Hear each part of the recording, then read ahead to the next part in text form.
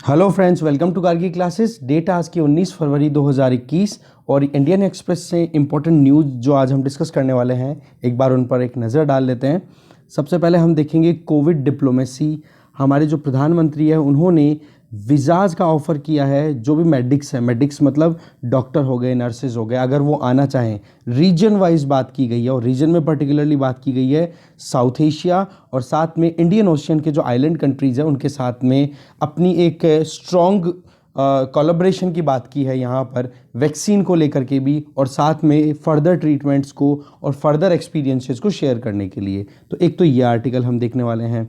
दूसरा, इसके अलावा यहाँ पर नीचे हमारे सामने है कि सुप्रीम कोर्ट ने जो x CJI former chief justice of India Ranjan Gogoi के अगेंस्ट में एक सेक्सुअल हरेसमेंट का केस चल रहा था, जिसमें एक स्टाफर ने, जो कि लेडी स्टाफर थी, उन्होंने इनके ऊपर केस लगाया था वो, ठीक है। तो उसमें उस केस को बंद कर दिया है सुप्रीम कोर्ट ने। और दूसरा ये कहा है कि एक कॉन्स्पिरेसी थी इसके पीछे, जो सीजेआई रंजन गोगोई थे उनकी इमेज को डाउन करने के लिए या जुडिशरी की इमेज को डाउन करने के लिए। तो एक बार इस आर्टिकल का भी जस्ट हम यहाँ से लेंगे। इसके अलावा क्वेड की फॉरेन मिनिस्टर्स की मीटिंग हुई, जिसमें इंडिया ने पहली बार अपनी तरफ से स्टेटमेंट में डिक्लेयर किया है क्वेड एक ग्रुप। अभी तक इंडिया ने अपने मुंह से या इंडियन ऑफिशियल्स या ऑफिशियल स्टेटमेंट में कभी भी क्वेड को जगह नहीं मिली। क्वेड एक ग्रुप जिसमें कि 4 democracies, Australia, India, USA and Japan, ये चारों मिलकर के और कैसे भी करके इंडो पैसिफिक रीजन में पीसफुल और एक अच्छा माहौल बनाने के लिए काम कर रहे हैं। और चाइना को ध्यान में रख करके ये काम अभी भी बातचीत हुई है, उसमें भी चाइना भी कहीं ना कहीं सेंटर में रहा है डिबेट के, ठीक है। तो इस तरीके से ये आर्टिकल्स हो गए फ्रंट पेज पे।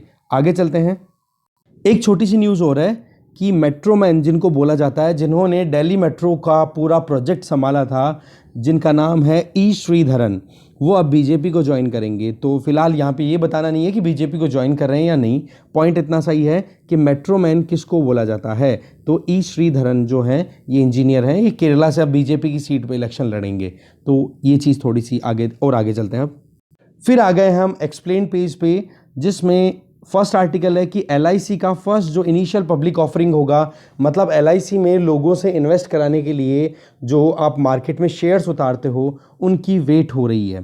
तो यहाँ पर इस आर्टिकल में हमारे लिए कुछ भी काम का नहीं है। काम का सिर्फ इतना सा है, एक तो ये डिपार्टमेंट कौन सा है जो कि गवर्नमेंट ऑफ इंडिया के अंडर में ये काम करता है डिसइन्वेस्टमेंट का, या गवर्नमेंट की जो भी फर्म्स हैं उनमें इन्वेस्टमेंट कलेक्ट करने का। दूसरा, इसमें आप देखोगे कि ये इंफॉर्मेशन कॉरपोरेशन है, लाइफ इंश्योरेंस कॉरपोरेशन एलआईसी। तो ये किस इंस्टीट्यूशन के अंडर में आती है?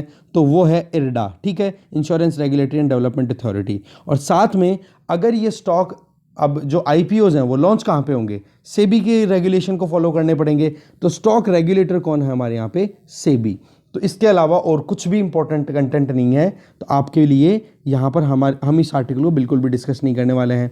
हाँ, ये ज़रूर देखेंगे आर्टिकल जिसमें केयर्न एनर्जी और गवर्नमेंट ऑफ इंडिया के बीच में डिस्प्यूट क्या है, एक तो देखो वो रिज्यूम हो जाएगा, और एक जो permanent court of arbitration the Hague ने क्या वर्डिक्ट दिया और क्या पूरा मुद्दा है। अच्छा आर्टिकल है, वैसे तो आप लोगों को बहुत हद तक पता होगा इसका, बट एक रिवीजन मात्र में आज ये समराइज कर देंगे। इसके बाद में कोई भी आर्टिकल आएगा ना केयर्न एनर्जी और गवर्नमेंट के डिस्प्यूट से रिलेटेड, हम बिल्कुल डिस्कस नहीं करेंगे। लास्ट आर्टिकल होगा आज।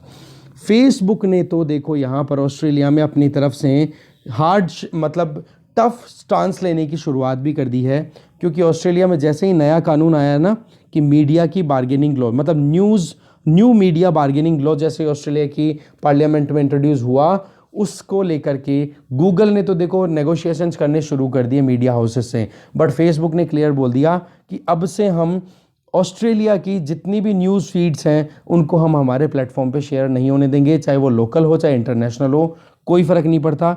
बोले इससे न तो हमारी इतनी ज़्यादा रेवेन्यू होती है, उल्टा जो न्यूज़ हाउसेस हैं उनको हमसे ज़्यादा फ़ायदा होता है। तो देखेंगे इस आर्टिकल को फेसबुक क्या चाह रहा है, क्या सोच के साथ है, समरी ले लेंगे यहाँ से। आगे चलते हैं।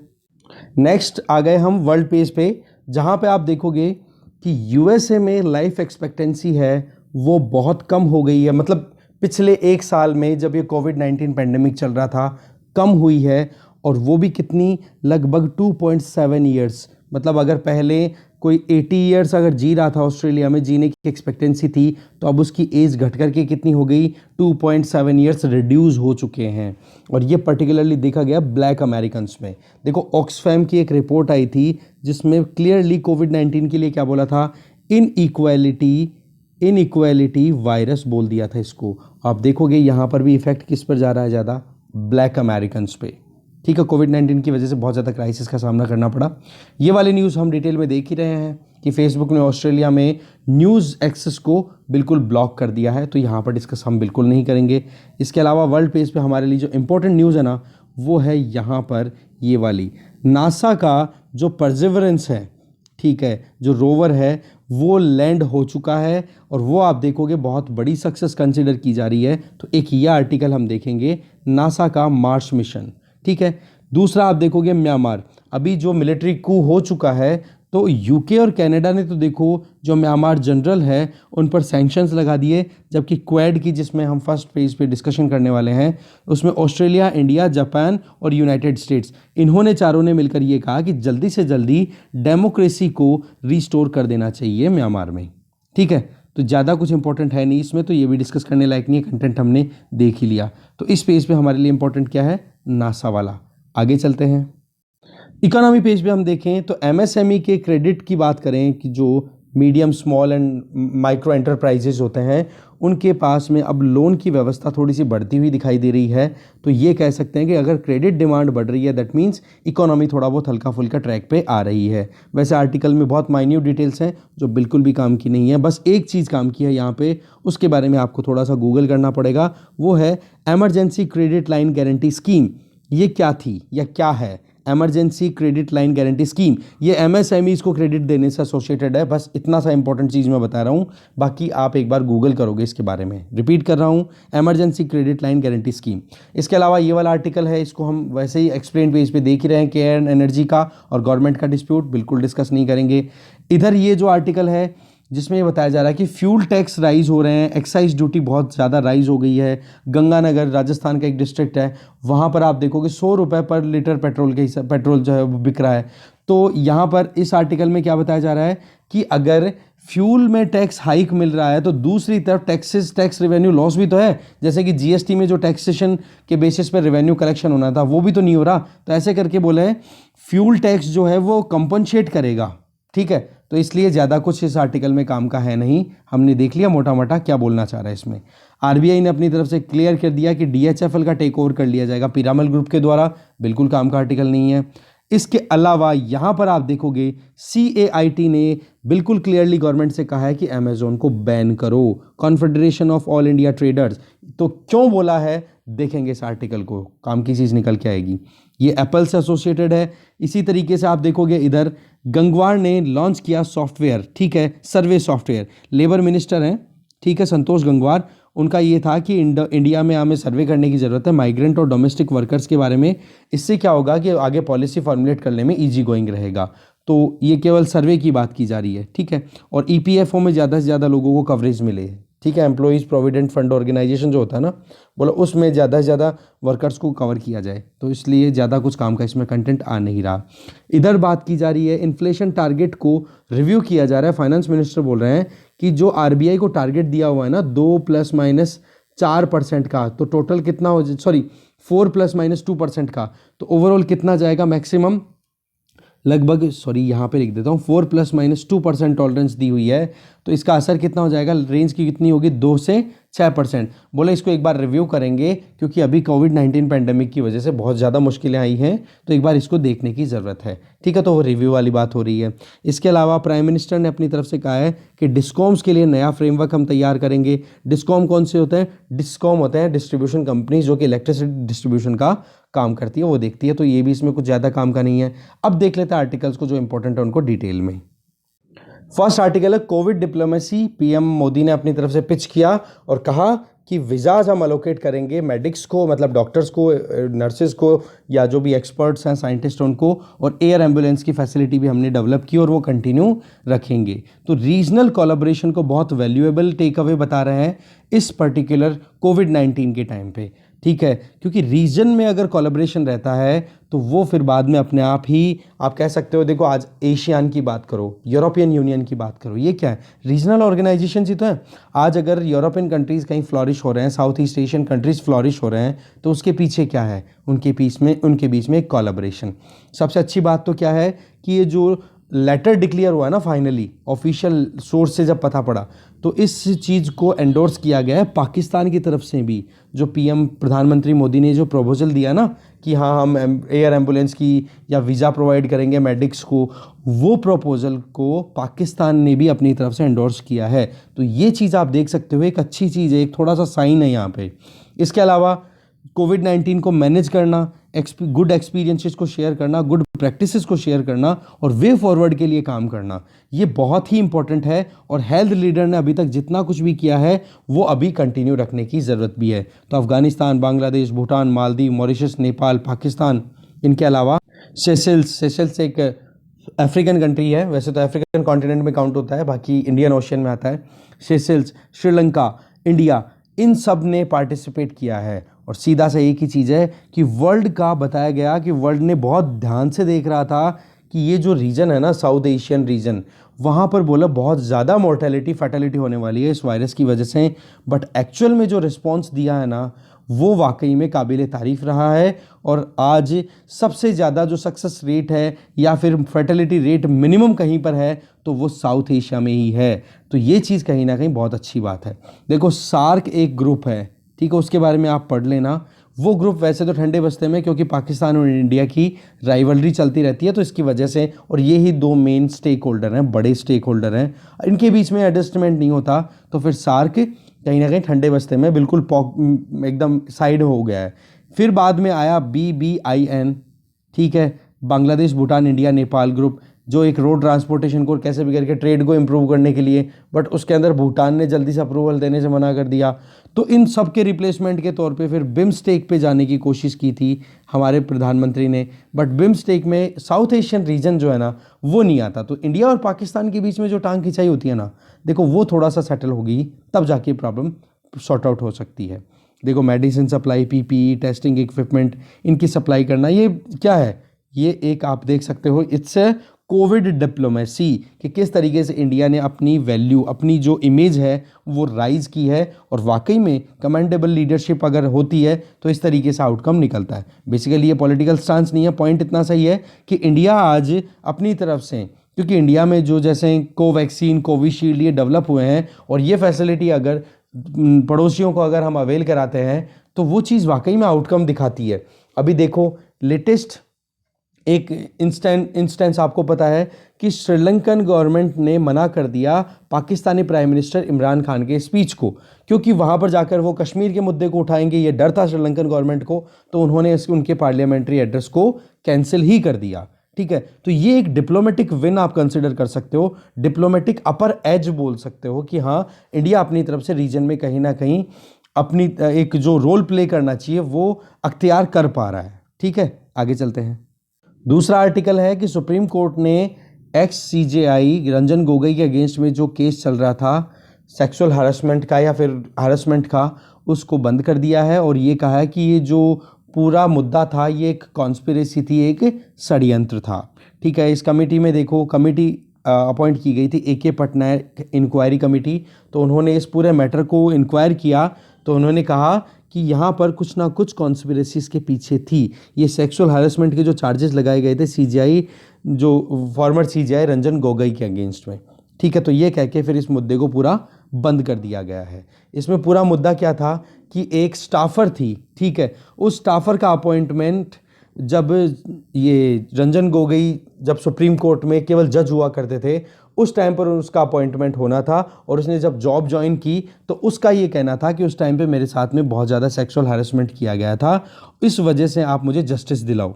ठीक है ना, तो उस बात को लेकर के फिर उन्होंने अपनी तरफ से सुप्रीम कोर्ट में ही एक पिटीशन डाली। अब सुप्रीम कोर्ट में जब पिटीशन डाली तो वहाँ पर कॉन्फ्लिक्ट ऑफ इंटरेस्ट आता हुआ दिखाई दिया कि जो बेंच थी, जिस बेंच ने इस केस को हैंडल करना शुरू किया, उसमें खुद CJI रंजन गोगोई एक मेंबर थे। ठीक है, अब खुद के खिलाफ केस और खुद ही जज बन के बैठे हैं, तो वो थोड़ा सा एक सवाल उठा था उस टाइम पर कि कॉन्फ्लिक्ट ऑफ इंटरेस्ट आ गया, क्योंकि जो रोस्टर है ना कि कौन सा केस कौन सी बेंच देखेगी, वो फिक्स कौन करता है? Chief justice of India.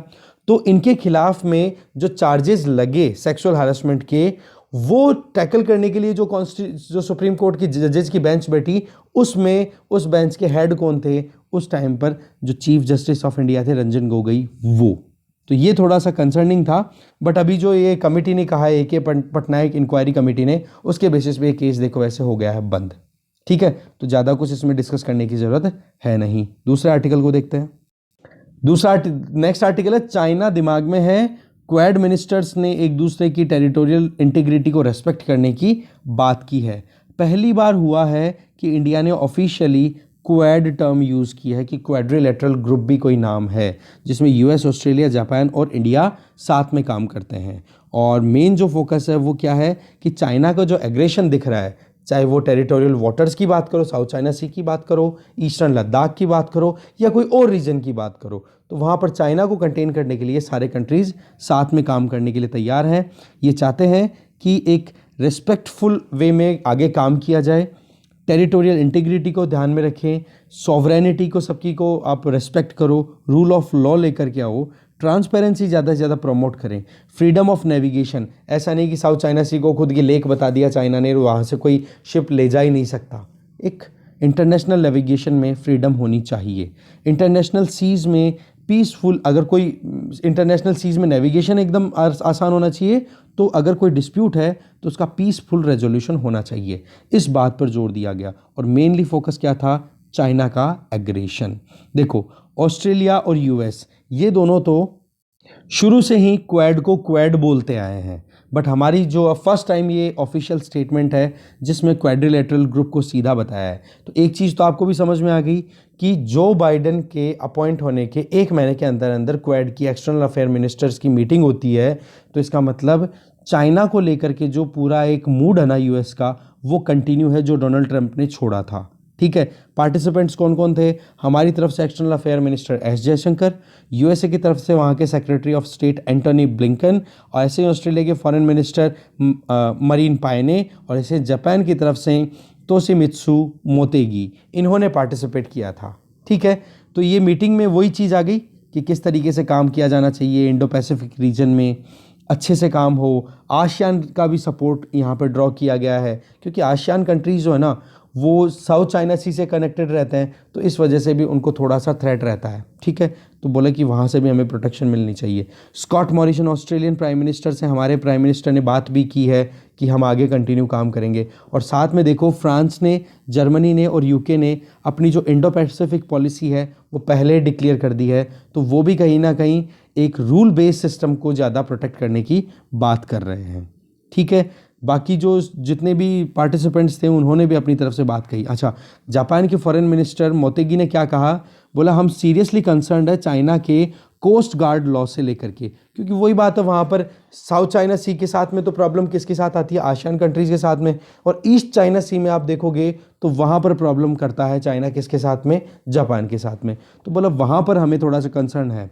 ठीक है, तो ये सारे मुद्दे थे जिन पर बातचीत हुई। कोविड-19 के टाइम पर भी देखो, इन कंट्रीज़ ने एक दूसरे को बहुत कोऑपरेट किया, स्ट्रेंथ प्रोवाइड की। उस टाइम पर भी क्वाड बहुत ज़्यादा रेलेवेंट बना रहा था। वैक्सीन्स भी प्रोवाइड किया इंडिया ने भी अपनी तरफ से 74 कंट्रीज़ को।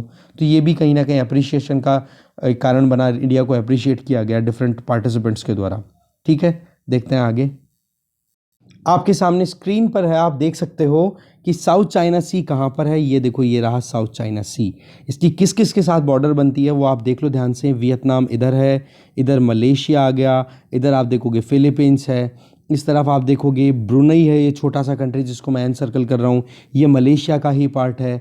और इधर ये आ गया चाइना, और चाइना बोलता है ये कि हमारी टेरिटोरियल लेक है एंशिएंट टाइम से। तो यहाँ पर तो देखो आसियान कंट्रीज़, ये आसियान कंट्रीज़ हैं, टोटल 10 मेंबर्स हैं। मैं काउंट करवा देता हूँ। देखो, म्यांमार, लाओस, थाईलैंड, ऐसे ही देखोगे कंबोडिया, वियतनाम, इधर नीचे आओगे मलेशिया, इधर इंडोनेशिया, ब्रुनई और फिलीपींस, और कोई 1-2 बच रहे हो तो देख लेना, बाकी मेरे हिसाब से हो गए।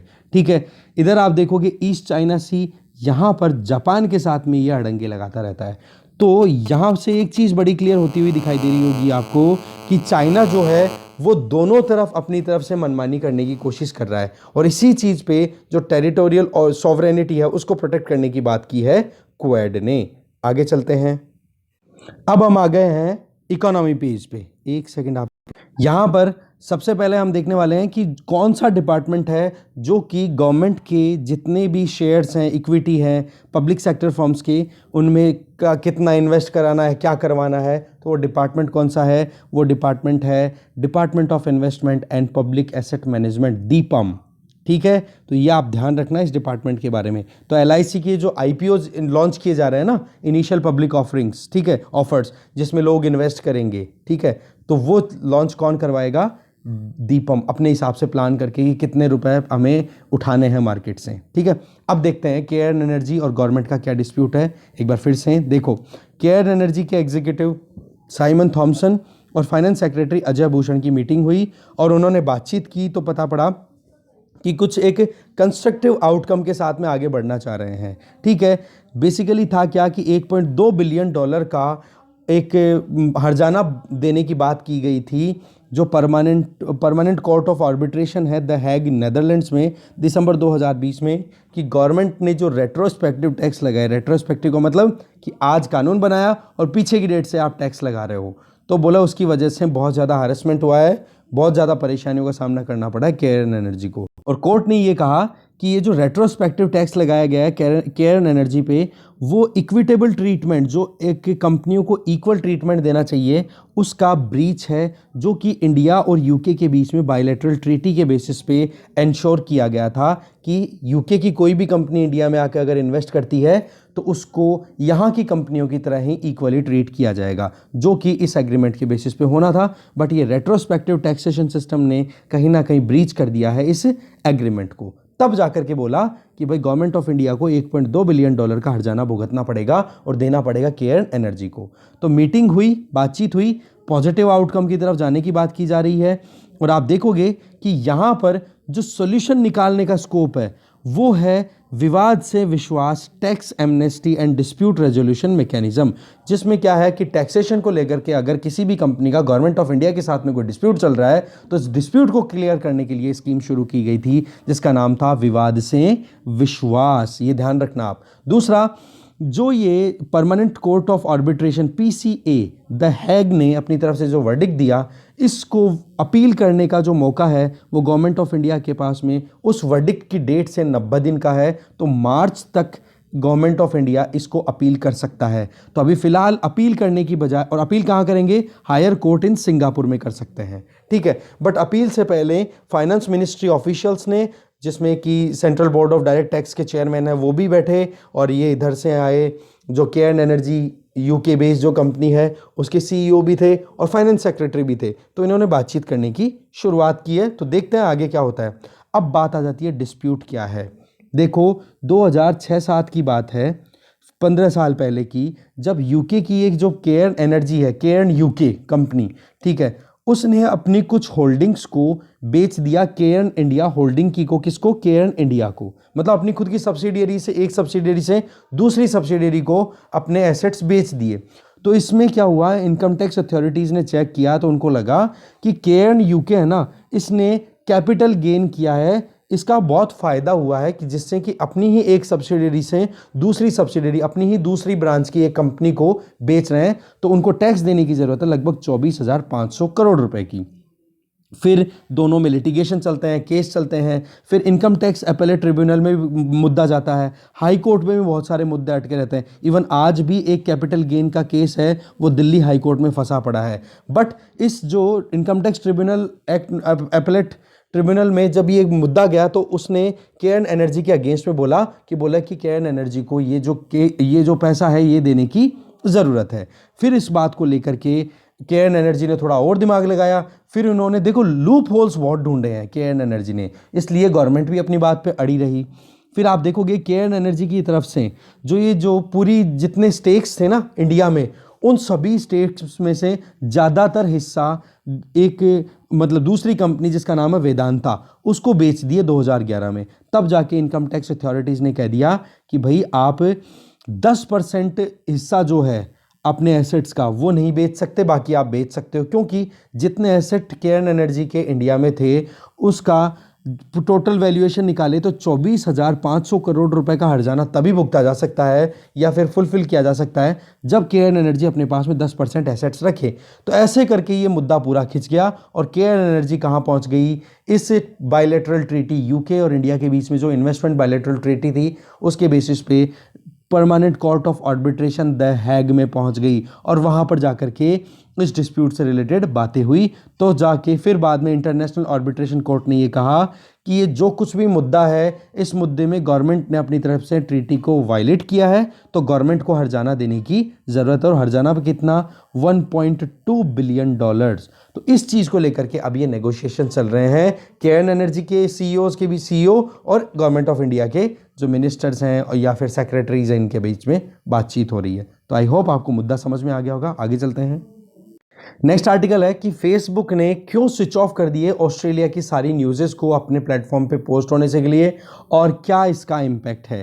तो इसकी वजह तो आपको पता है ही कि ऑस्ट्रेलिया में न्यू मीडिया बार्गेनिंग लॉ लाया जा रहा है और फेसबुक ने डिसाइड कर दिया कि हम बिल्कुल ब्लैकआउट करेंगे ऑस्ट्रेलिया की न्यूज़ को, कि हमारे सोशल मीडिया प्लेटफॉर्म पर कंट्री की कोई भी न्यूज़, चाहे वो नेशनल हो, चाहे लोकल हो, चाहे इंटरनेशनल हो, ना फेसबुक पे शेयर होने देंगे, ना इंस्टाग्राम पे शेयर होने देंगे। क्योंकि बात क्या थी इस लॉ के अंडर में कि ये जो सोशल मीडियाज़ हैं जो कि local public news media houses की मेहनत से जो इन्फॉर्मेशन कलेक्ट की जाती है, न्यूज़ कलेक्ट की जाती है, बोला उसका यूज़ करके बहुत पैसा कमा रहे हैं। और कल हमने डिटेल भी देखी थी कि $100 का अगर ऑनलाइन न्यूज़ का इन सोशल मीडिया पे बिजनेस हो रहा है या फिर कोई इन्फॉर्मेशन शेयरिंग हो रही है तो 59% जो शेयर है वो किसके पास जाता है, केवल और केवल इन सोशल मीडिया प्लेटफॉर्म्स के पास में। तो इसलिए उनकी लगाम लगाने के लिए, बट इस चीज़ को लेकर के फेसबुक ने अपनी तरफ से पहले भी कहा था कि हम यूजर्स को एक्सेसिबिलिटी नहीं देंगे, वो नहीं देंगे। तो इस वजह से कहीं ना कहीं ये इन्होंने कदम उठा लिया।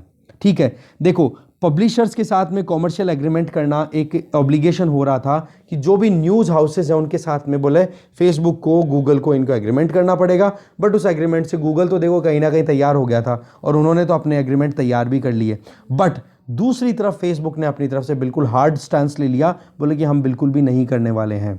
ठीक है, आप देखोगे ऑस्ट्रेलिया और न्यूजीलैंड में फेसबुक के जो डायरेक्टर हैं उनका ये कहना है कि जो ऑस्ट्रेलिया के जो पब्लिशर्स हैं ना, न्यूज़ पब्लिशर्स, उनको हमारी वजह से लगभग 5.1 बिलियन फ्री रेफरल मिलते हैं। मतलब न्यूज़ शेयरिंग होती है और ओवरऑल 407 मिलियन ऑस्ट्रेलियन डॉलर तक की इनकम होती है उन सबको। तो बोला ये कहाँ, इसको भी तो आप कंसिडर करो कम से कम। दूसरा, अगर ऑस्ट्रेलिया में इस तरीके के ये कर्व लगा दिए गए सोशल मीडिया पे न्यूज़ेस को शेयर ना करें तो बोला हमारे यहाँ पर ज़्यादा कोई फ़र्क नहीं पड़ने वाला है। बोला कि हमारे प्लेटफॉर्म पर और भी बहुत सारी चीज़ें शेयर होती रहती हैं, कि बोला जितना भी हमारे ट्रैफिक है फेसबुक पर उस पर केवल न्यूज़ कंटेंट केवल 7 से 9% होता है, उसका इतना बोला हमारे ऊपर असर नहीं होगा। अब देखो वो तो टाइम बताएगा असर होता है कि नहीं।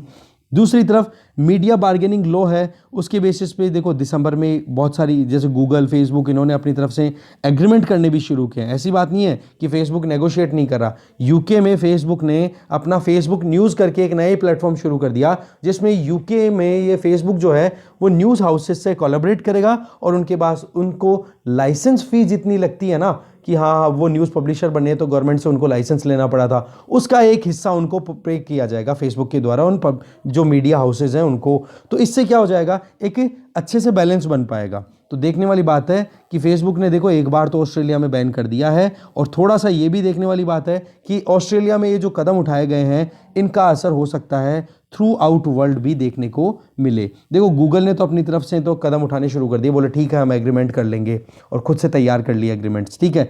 बट फेसबुक जो है वो अभी भी अड़ा हुआ है। देखने वाली बात है होता है क्या। बाकी जो सोशल मीडिया प्लेटफॉर्म्स हैं इनका देखो वैसे तो बहुत हद तक अपनी तरफ से मोनोपोली भी बहुत हद तक स्टैब्लिश हो गई है, तो काउंटर करने के लिए भी गवर्नमेंट ने अपनी तरफ से कुछ कदम उठाए होंगे, वो अलग बातें हैं। ठीक है, जो मेन मुद्दा था वो हमने समझा यहाँ पे। आगे चलते हैं। नासा का रोवर तैयार है, रेडी है मार्स पर लैंड करने के लिए। इसका नाम क्या है, परसिवरेंस, ये ध्यान रखना, डिसेंट ऑफ परसिवरेंस। ये सरफेस ऑफ मार्स पे आप देखोगे रिसर्च करने के लिए जा रहा है और ये अपने आप में ट्रिकीएस्ट आप कहोगे प्रोजेक्ट बताया जा रहा है जो कि नासा के द्वारा स्टार्ट किया गया है। ठीक है, तो और जो सारी टैकलिंग हो रही है वो कहाँ से, प्रोपल्सन जेट प्रोपल्सन लेबोरेटरी है पैसाडेना कैलिफोर्निया से, वहाँ पर ये सारी मॉनिटरिंग की जा रही है। और रिस्कीएस्ट कदम है ये, क्योंकि हमारा भी जो भेजा गया था ना चंद्रयान सेकंड, उसका भी जो रोवर और जो लैंडर था वो कोलैप्स हो गया था, आपको पता होना चाहिए, पिछले साल की बात है। तो उस टाइम पे कितना मतलब 2019 2020 2019 की बात है जहाँ तक मुझे ध्यान है, तो कितना ज़्यादा मतलब परेशान हुए थे हम भी। तो ये अपने आप में बहुत रिस्की रहता है कि लैंडर को प्रॉपरली लैंड कराना। इसके अलावा चाइना और यूएई के जो ऑर्बिटर्स हैं वो राउंड मारना शुरू कर ही चुके हैं। अभी तक जितने भी लैंडर्स या फिर वहाँ पर रोवर्स भेजे गए हैं ना, वो सारे के सारे यूएसए नहीं भेजे हैं, ये ध्यान रखना। अभी तक किसी भी दूसरे कंट्री ने ना तो मतलब मार्स की ज़मीन को टच नहीं किया है, ठीक है। परसेवरेंस है ना, ये बिगेस्ट और मोस्ट एडवांस्ड मेथड या मोस्ट एडवांस्ड प्रोजेक्ट है नासा का, जो कि 9th स्पेस क्राफ्ट होगा जो कि लैंड कर रहा है मार्स पे, ये हमें ध्यान रखना, परसेवरेंस, ठीक है। और इसके अलावा आप देखोगे यहाँ पे रिवर डेल्टा, एक एंशियंट रिवर डेल्टा वहाँ पे आइडेंटिफाई किया गया है, क्योंकि देखो रग टेरेन होती है ना, उबड़ खाबड़ जब वहाँ की टोपोग्राफी होती है, टेरेन होती है, तो वहाँ पर लैंड कराना थोड़ा ट्रिकी होता है। अगर वहाँ पे अगर पानी की या लाइफ की पॉसिबिलिटी अगर मिलेगी, तो आइडिया कुछ ऐसा है कि 400 बिलियन ईयर्स अगो वहाँ पर लाइफ हुई होगी, जब वहाँ पर पानी होगा, ठीक है। तो अभी तो क्या है, बिल्कुल ही बैरन आइलैंड है, वो बैरन प्लेनेट है। बट वही बात है, 4 बिलियन डॉलर का, मत 400 बोल दिया कि मैंने, सॉरी 4 बिलियन। देखो अर्थ प्लेनेट का फॉर्मेशन 4.6 बिलियन ईयर्स अगो, आप देखते हो फंडामेंटल प्रिंसिपल्स ऑफ जो फिजिकल ज्योग्राफी के हैं फर्स्ट चैप्टर में, आप देखते ही हो।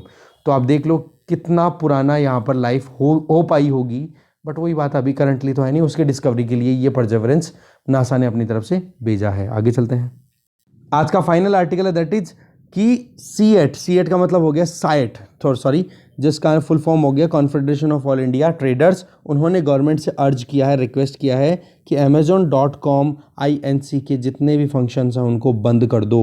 बोले क्यों? बोले यूएसए की इस ई कॉमर्स कंपनी ने पिछले सालों में प्रेफरेंशियल ट्रीटमेंट दिया है, मतलब स्पेशल ट्रीटमेंट दिया है एक स्मॉल ग्रुप ऑफ सेलर्स को, कि वो लोग ज़्यादा से ज़्यादा इसके प्लेटफॉर्म पे अपना माल बेच सकें।